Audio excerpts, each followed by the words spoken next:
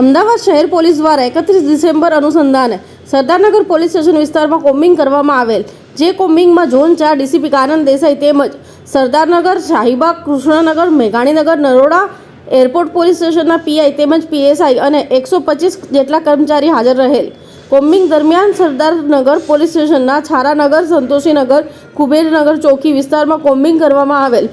Combing દરમિયાન HSMCR bootlegger check કરેલ તેમજ પ્રોહિબિશનના કેસો અને મોટર વ્હીકલ એક્ટ મુજબની કામગીરી કરવામાં આવેલ તેમજ વાહનનું ચેકિંગ કરવામાં આવેલ. Bureau report, news for Gujarat, Sharif Ganchi.